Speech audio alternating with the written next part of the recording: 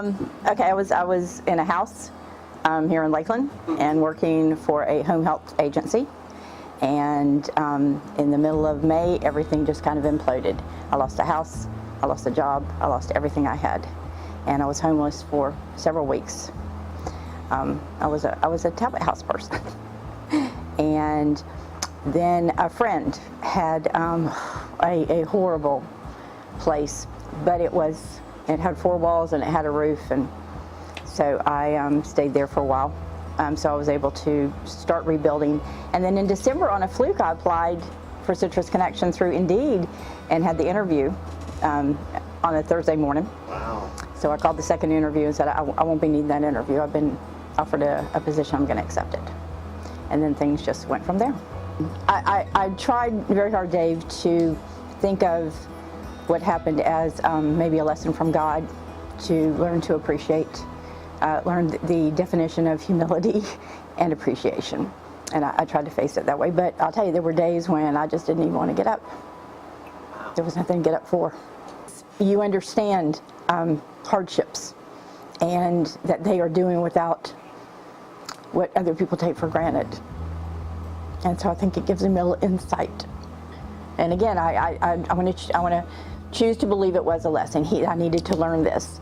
And then, boom, this job comes along, and they because I have medical background, they specifically asked me to go para. You know, Barbara brings a unique sense of enthusiasm for the job, and that translates to the passengers. You know, we often talk about in the paratransit department, if you want your customers to smile, then you yourself got to smile. And I think she really embodies that mantra here. Like any other time a paratransit operator, or any operator now that I'm with Revenue Services, gets promoted through the ranks, it's a great thing. It's really what we're about. In the paratransit department, we have a mission essential task list.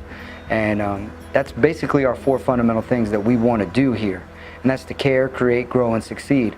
An example of her growth in the company is good for anybody, whether that's in the HR department or the finance department or within the same Revenue Services department. Anytime someone grows professionally here at the Citrus Connection, that's an extension that we're doing what we're supposed to do by taking care of our operators. And it's in line with our mission statement, really. So is it bitter?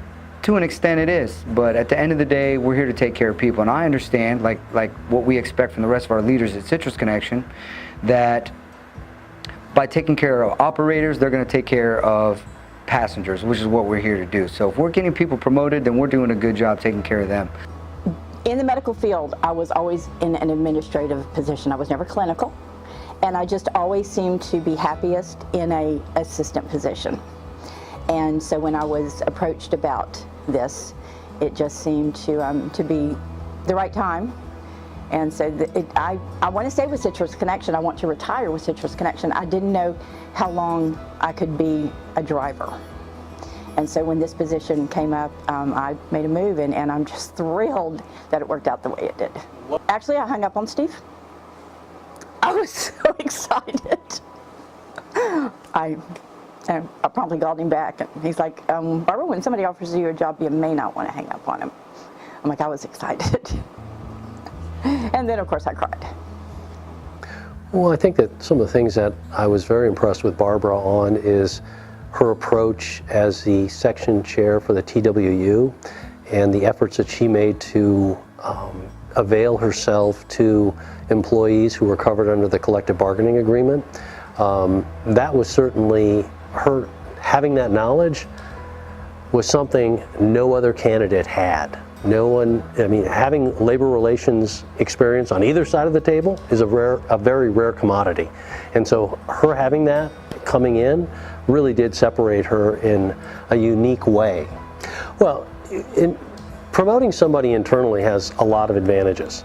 I'm thrilled that Barbara will be joining our team. It's going to be an exciting time. And now we can focus on the things that are important, which is the operations of the Human Resources Department and the things that we need her to do, which will be different than driving a bus, but you know, when you're driving a bus, which is what Barbara did, you've got to be heads up and paying attention to what's going on all the time. Is that light going to turn red, or is it going to turn yellow? Is you know, somebody going to cross the street or step in front of my bus? Even though they have the right of way, you got to be paying attention to that. Human resources is like that as well. You've got to be heads up and involved in what you're doing. I'm aware of some of the journey that Barbara had. That did not weigh into the decision to bring her into the Human Resources Department. I think I became more aware of that after she accepted the position. It was brought to my attention, and I was like, wow. It was like an oh wow moment. I'm left with, it's not necessarily, you know, where you start, it's how you finish. And Barbara certainly has demonstrated the ability to go after it and not let things become a stop sign in her life, but a guidepost. But it's kind of bittersweet, Dave, because I'm sad that I'm leaving the driving, but I'm so excited to be involved in HR and working with Steve and Marcy. They're such great people, and I know they're going to be wonderful mentors, and I think it's going to be a good fit. Dig deep into yourself, find that strength, because it does make a difference. You know, it's a cliche, but every day it starts all over again, and something wonderful can happen at the end of that day.